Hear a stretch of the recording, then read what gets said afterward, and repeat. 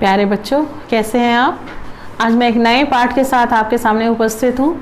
हमारे पाठ्यक्रम में पाठ नंबर 11 है बाल गोविंद भगत। बाल गोविंद भगत एक ऐसा चरित्र, एक ऐसा व्यक्तित्व जो साधु ना होते हुए भी साधु की सभी परिभाषाओं पर खरा उतरता है, साधु की तरह जीवन व्यतीत करता है, साधु की तरह आचरण करता है, व्यवहार करता है। तो जो प्रस्तुत रेखा चित्र है, इसके माध्यम से लेखक राम वृक्ष बेनीपुरी ने बाल गोविंद भगत के जीवन पर प्रकाश डाला है। तो बच्चों, एक जिज्ञासा मन में उठेगी कि रेखा चित्र होता क्या है। रेखा चित्र, जिसको हम अंग्रेजी में स्केच कहते हैं। अब स्केच कैसे बनता है? पेन पेंसिल की सहायता से, है ना, रेखाओं से चित्र खींचा और कोई आकृति बन गई। ठीक उसी प्रकार जब कोई लेखक शब्दों के माध्यम से किसी चरित्र का वर्णन करता है तो हम उसे रेखा चित्र कहते हैं। तो आधुनिक जो हमारा साहित्य है उसमें, हिंदी साहित्य में रेखा चित्र का विशेष महत्व है। अगर आपने सुना हो, महादेवी वर्मा जी ने अनेक रेखा चित्र लिखे। क्या आप जानते हैं इस बात को? तो मैं शुरू करने जा रही हूँ बेटा। प्रस्तुत जो पाठ है, मैंने आपको पहले ही बताया है, एक ऐसे व्यक्तित्व, एक ऐसे चरित्र के बारे में जो केवल क्या कहते हैं कि वेशभूषा उसकी गृहस्थ जैसी है, सामान्य जीवन जीता है, कठिन परिश्रम करता है, अपने खेतों में फसलें उपजाता है, अपने परिवार का ध्यान रखता है, लेकिन उसका आचरण कैसा है? साधुओं जैसा। तो यहाँ एक प्रश्न उठा कि क्या हम वेशभूषा के आधार पर किसी व्यक्तित्व का निर्धारण कर सकते हैं? बाल गोविंद भगत मंझोले कद के गोरे चिट्टे आदमी थे। तो मंझोला शब्द मध्यम, कद यानी हाइट, तो गोरे चिट्टे यानी उनका रंग साफ था, 60 के ऊपर के ही होंगे। बाल पक गए थे। बाल पकना आपने सुना होगा कि ये जो बाल है मेरे ऐसे ही नहीं पके। पके माने सफेद हुए, है ना। तो इसका मतलब क्या है? 60 वर्ष की आयु थी उनकी और उनके बाल लगभग सिर के सफेद हो चुके थे।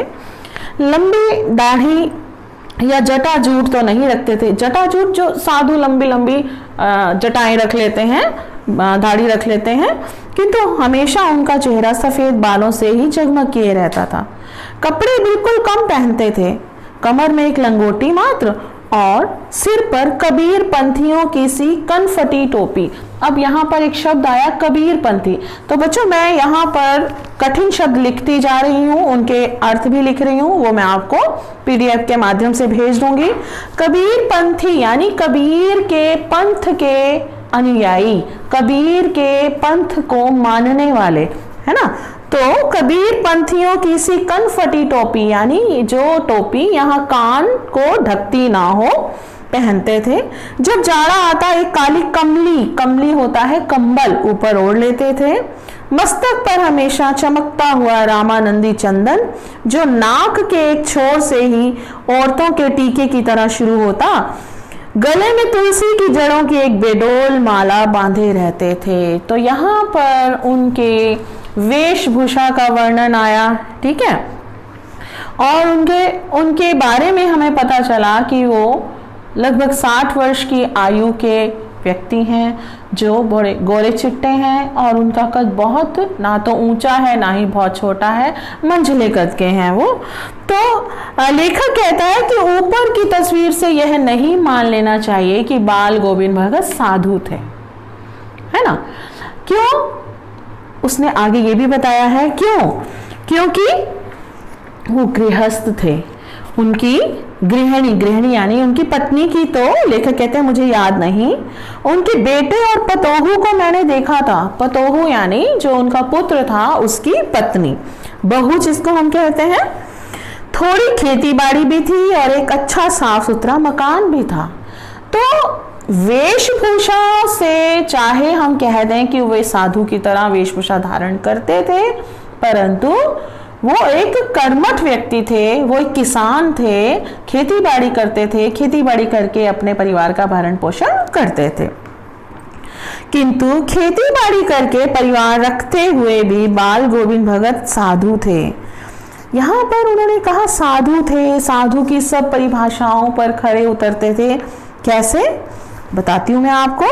कबीर को साहब मानते थे, मैंने आपको पहले ही बताया, कबीर पंथियों की भांति वो वेशभूषा धारण करते थे, अर्थात कबीर पंथ के वो समर्थक थे, अनुयायी थे, कबीर को अपना साहब मानते थे। उन्हीं के गीतों को गाते, उन्हीं के आदेशों पर चलते, कभी झूठ नहीं बोलते, खरा व्यवहार करते, किसी से भी दो टूक बात करने में संकोच नहीं करते थे। तो जैसा कि अगर हम देखें, कबीर भी अपनी वाणी से लताड़ने का काम करते थे समाज को, समाज में जो बुराइयां थी उनके प्रति वो अपनी वाणी से कुछ ना कुछ उन पर प्रहार करते रहते थे। आपको पता है उनको भाषा का डिक्टेटर कहा जाता है। उन्होंने क्या कहा था, पत्थर पूजे हरी मिले तो मैं पूजूं पहाड़, ताते ये चाकी भली पीस खाए संसार। उनका मूर्ति पूजा के वो कट्टर विरोधी थे। उन्होंने क्या कहा कि यदि पत्थर पूजने से ईश्वर की प्राप्ति होती है तो मैं पहाड़ को पूज दूं, क्योंकि उसी पहाड़ से मूर्ति बनती है। मैं तो ये नहीं मानता। उनका मानना था ताते यह चाकी भली, चाकी यानी चक्की जिसमें गेहूं पीसा जाता है। कहते हैं वो चक्की जिस पर हम अपना परिश्रम करें, वो उससे गेहूं से हम आटा प्राप्त कर सकते हैं। तो हमें मेहनत करनी चाहिए, मूर्ति पूजा में नहीं पड़ना चाहिए, है ना। तो ऐसा नहीं है कि केवल हिंदुओं को उन्होंने लताड़ा, समाज में जो भी कुरीतियां थी, जो भी बुराइयां थी, उनका उन्होंने डटकर विरोध किया था। तो कबीर की भांति जीवन व्यतीत करते थे, खरा बोलते थे, झूठ नहीं बोलते थे, और कड़वी बात हो, सच्ची बात कहने में उन्हें कभी भी संकोच नहीं होता था। और वो इन नियमों को इतना बारीकी से पालन करते थे उनका कि लोगों को कौतूहल होने लग जाता था कि एक मनुष्य कैसे इन सब नियमों को इतनी बारीकी से पालन कर सकता है। और जब भी उनके खेत में फसल उगती थी, वो उसे कबीर मठ में ले जाते थे, वहाँ पर अर्पित कर देते थे, और बदले में उन्हें जो भी प्रसाद स्वरूप मिलता था उससे अपने परिवार का भरण पोषण किया करते थे। अब ये था उनका जीवन, जिसमें हम कह सकते हैं कि सच्चाई थी, ईमानदारी थी, कर्मठता थी। लेखक कहते हैं कि मैं उनकी इन विशेषताओं पर तो मुग्ध हूँ ही, साथ ही मुझे तो उनका जो गायन है, वो जो गाया करते थे, उनकी जो मधुर आवाज़ थी, वो उन्हें बहुत प्रभावित करती थी। और उनका मानना है कि चाहे सर्दी हो, गर्मी हो, बरसात हो, उनका जो नित्य क्रम था गाने का, कबीर के पद दोहराने का, वो हमेशा चला करता था। तो क्या बता रहे हैं लेखक कि आषाढ़ की रिमझिम है, आषाढ़, सावन, भादों, है ना, ज्येष्ठ, आषाढ़, ये जो हमारे देशी मास होते हैं, यानी अभी बारिश थोड़ी शुरू हुई है, रिमझिम जिसको हम ड्रिजलिंग कह सकते हैं, हल्की फुल्की बौछार वाली बारिश। समूचा गांव खेतों में उतर पड़ा, कहीं हल चल रहे हैं, कहीं रोपनी हो रही है। रोपनी समझते हो बच्चों? रोपनी होता है धान के छोटे छोटे पौधों को खेत में लगाना। अब जो धान है उसके लिए पहले उसकी रोपनी तैयार की जाती है, उसकी फसल तैयार की जाती है और उसको रीप्लांट किया जाता है खेतों में। तो धान की रोपनी हो रही है, धान के पानी भरे खेतों में बच्चे उछल रहे हैं, औरतें कलेवा होता है सुबह का नाश्ता लेकर मेड़ पर बैठी हैं। आसमान बादल से घिरा है, धूप का नाम नहीं, ठंडी पुरवाई चल रही है। पुरवाई होती है जो पूर्व की तरफ से हवा आती है, उसको हम पुरवाई बोलते हैं। पूर्व यानी ईस्ट। ऐसे ही समय आपके कानों में एक स्वर तरंग झंकार सी कर उठी। यह क्या है, यह कौन है, यह पूछना ना पड़ेगा। बाल गोविंद भगत समूचा शरीर कीचड़ में लिथड़े यानी उनके शरीर पर कीचड़ लगा हुआ है और अपने खेत में रोपनी कर रहे हैं। उनकी अंगुली एक एक धान के पौधे को पंक्तिबद्ध खेत में बिठा रही है। कभी आपने देखा होगा जब आप कहीं जा रहे हैं, गाड़ी में बैठे हैं, तो आप देखते हैं कि किसान जो है वो खेतों में छोटे छोटे पौधे लगा रहे हैं और दूर से देखने पर ऐसा लगता है कि जैसे वो उनको पंक्तिबद्ध कर रहे हैं, यानी पंक्ति में बिठा रहे हैं। दूर से एक सिमेट्री सी लगती है कि कितने सिस्टम से, कितने तरीके से वो पौधा लगाया गया है। तो उनका कंठ एक एक शब्द को संगीत के जीने पर चढ़ाकर कुछ को ऊपर स्वर्ग की ओर भेज रहा है, तो कुछ को इस पृथ्वी की मिट्टी पर खड़े लोगों के कानों की ओर। अर्थात उनका जो स्वर है, उनका जो संगीत है, वो सबको प्रभावित कर रहा है और उनके संगीत का इतना अच्छा प्रभाव सुनने वालों पर पड़ता है कि जो औरतें हैं उनके होंठ कांप उठते हैं, गुनगुनाने लगती हैं। हलवाहे यानी जो हल चलाए किसान, उनके पैर ताल से उठने लगते हैं। रोपनी करने वालों की अंगुलियां एक अजीब क्रम से चलने लगती हैं। बाल गोविंद भगत का यह संगीत है या जादू।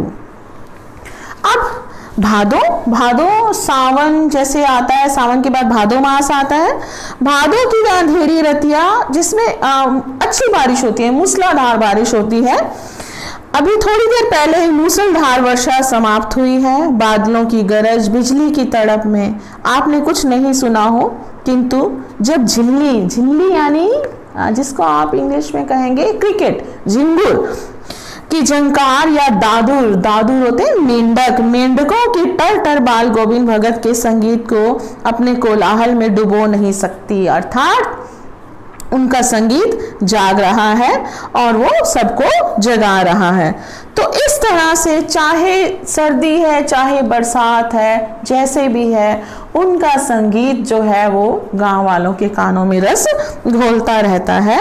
उनका संगीत सबको जगाता रहता है और वो कभी भी गाने लगते हैं।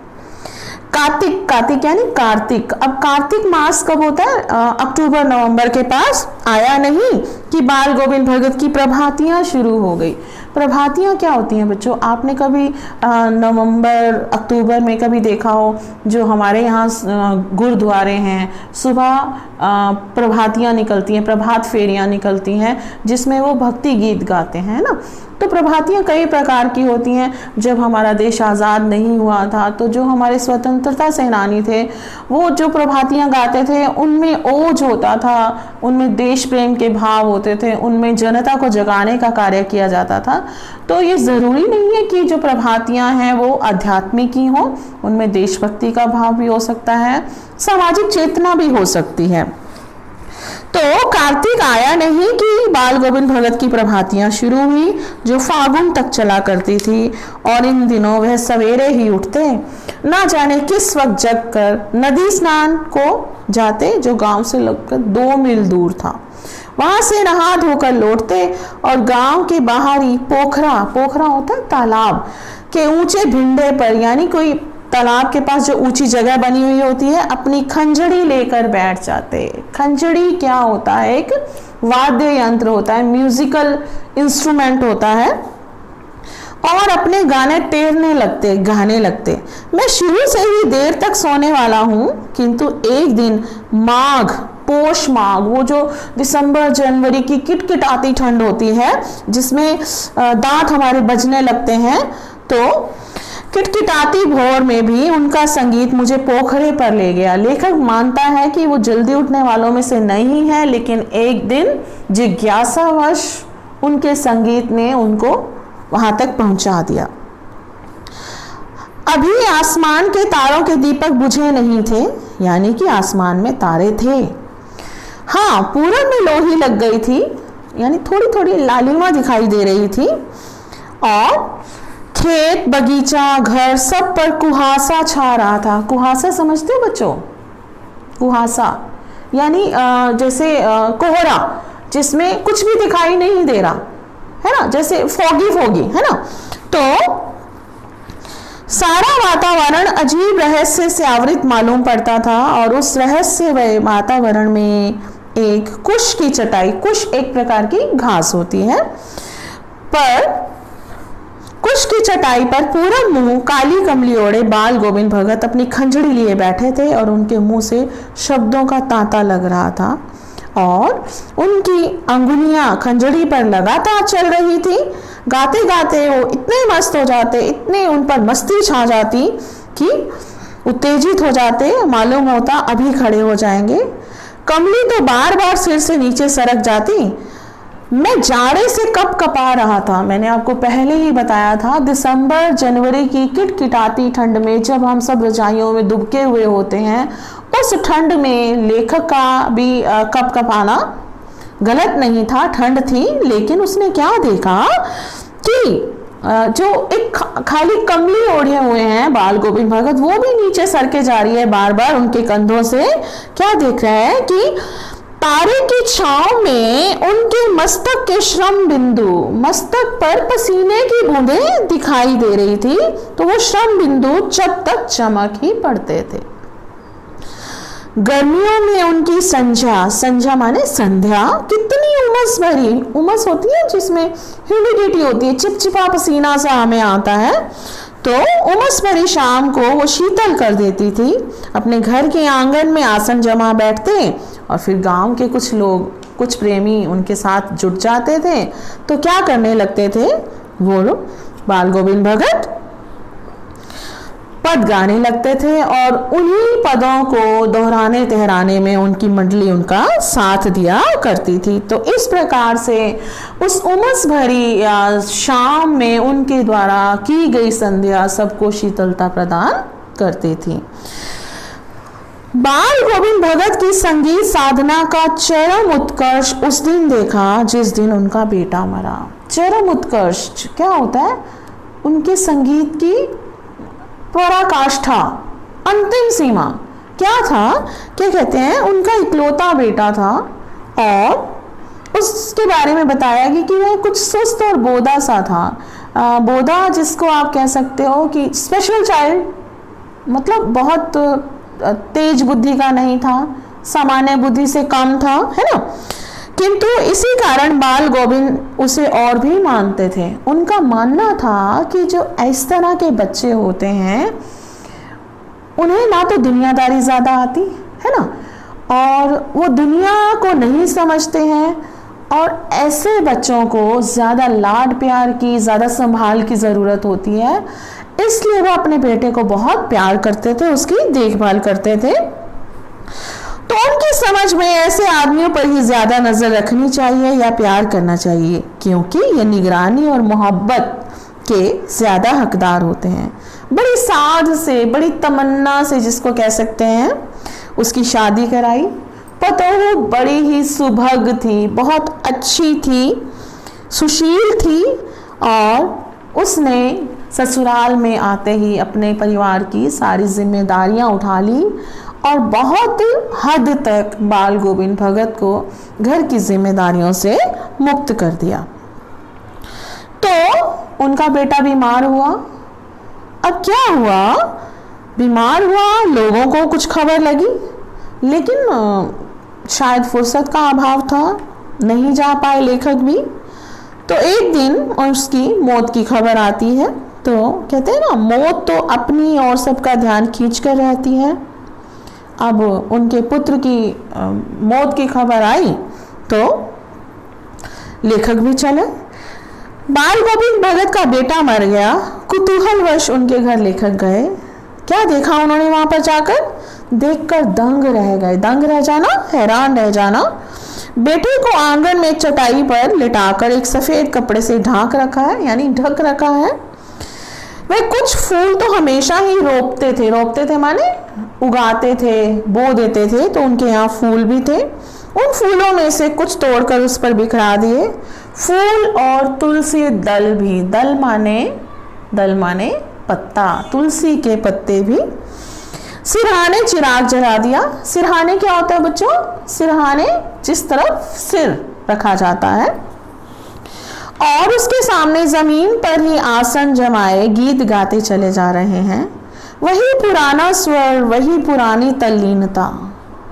थोड़ा सा आपको अजीब नहीं लगा?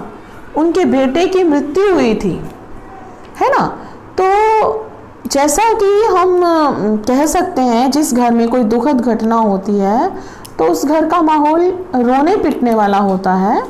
तो उनकी बहू रो रही थी, ठीक है, परंतु वो क्या कर रहे थे, वो अपने गीत गाए चले जा रहे थे। तो इसके पीछे एक मुख्य कारण क्या था, उनका एक विश्वास था, चरम विश्वास। मैंने आपको पहले ही बताया कि वो कबीर के आराधक थे, है ना, आराध्य मानते थे कबीर को अपना। तो उसके अनुसार उनको ये पता था कि जो ये मृत्यु है ये हमेशा सत्य है, मृत्यु हमेशा आकर ही रहती है। तो यह उनका चरम विश्वास था, क्या, कि जो आज उनके बेटे की आत्मा है वो अपने परमात्मा से जा मिली है और यही जीवन का सत्य है ना।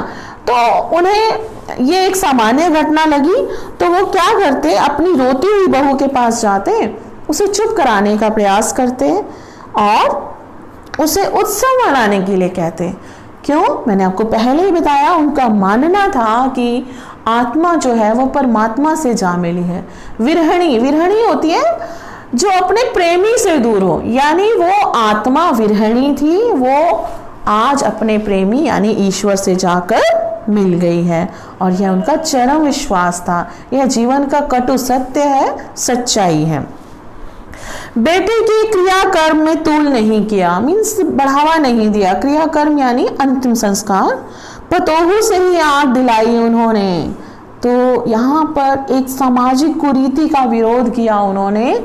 हमारे समाज में परंपरा कह लो, प्रथा कह लो, कि जो अंतिम संस्कार होता है उसमें अग्नि पुरुषों से दिलवाई जाती है, लेकिन उन्होंने इस सामाजिक परंपरा का पालन ना करके अपनी पुत्र वधू से अग्नि दिलवाई। किंतु ज्यों ही श्राद्ध की अवधि पूरी हो गई, पतोहू के भाई को बुलाकर उसके साथ कर दिया यानी उसके साथ भेज दिया। तो इसका मतलब क्या था कि क्या वो अब अपनी बहू का भरण पोषण नहीं कर सकते थे? नहीं, इसका कारण यह ना होकर एक बहुत बड़ा कारण था, वो मैं आपको बताती हूँ बच्चों। यह आदेश देते हुए कि इसकी दूसरी शादी कर देना। उनको पता था कि उनकी बहू की अभी बहुत ज्यादा आयु नहीं है, इस अवस्था में वह विधवा हुई है और अभी उसके आगे पूरा जीवन पड़ा है, वो अपना जीवन किसके भरोसे बिताएगी। इसलिए उन्होंने अपनी बहू के भाई को आदेश दिया कि तुम इसका दूसरा विवाह कर देना। इधर पतोहू रो रो कर कहती, मैं चली जाऊंगी तो बुढ़ापे में कौन आपके लिए भोजन बनाएगा, बीमार पड़े तो कौन एक चुल्लू भर पानी भी देगा। मैं पैर पड़ती हूँ, मुझे अपने चरणों से अलग नहीं कीजिए।